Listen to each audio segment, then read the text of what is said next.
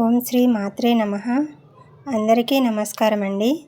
ఈరోజు మనం మౌనంగా ఉండడం వల్ల వచ్చే శక్తి ఎలాంటిదో ఒక కథ ద్వారా తెలుసుకోబోతున్నాము.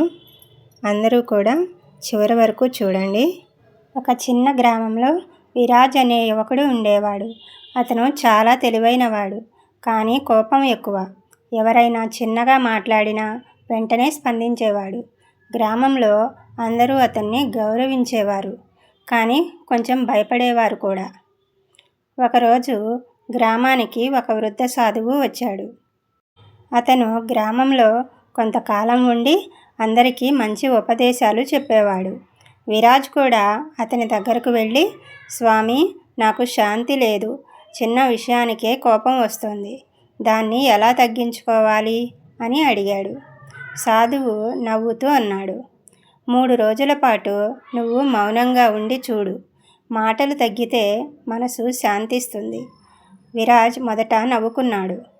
ఇది అంత సులభమే కదా అనుకున్నాడు, కానీ ప్రయత్నం మొదలుపెట్టాడు. మొదటి రోజు ఎవరైనా ఏదైనా మాట్లాడితే వెంటనే సమాధానం చెప్పాలని అనిపించింది, కానీ తట్టుకున్నాడు. అతనికి చాలా కష్టంగా అనిపించింది. రెండో రోజు కొంచెం అలవాటు అయ్యింది.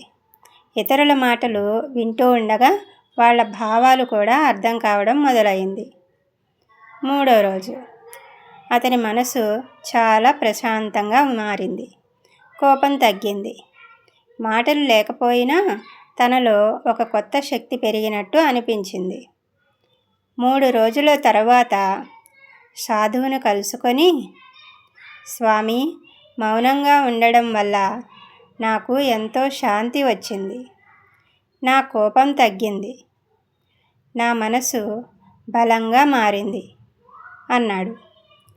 సాధువు చిరునవ్వుతో అన్నాడు, మౌనం అంటే కేవలం మాటలు మానడం కాదు, అది మనసును నియంత్రించడం. మౌనంలోనే నిజమైన శక్తి ఉంది. నీతి ఏంటంటే, మౌనంగా ఉండడం మనకు సహనం, స్పష్టమైన ఆలోచన మరియు అంతరంగ శక్తిని ఇస్తుంది. మాటల కంటే మౌనం కొన్ని సందర్భాల్లో చాలా బలమైనది. ఇలాంటి ఇంకా ఎన్నో నీతి కథలు, భక్తి సమాచారంను తెలుసుకోవడానికి మన ఛానల్ను చూస్తూ ఉండండి.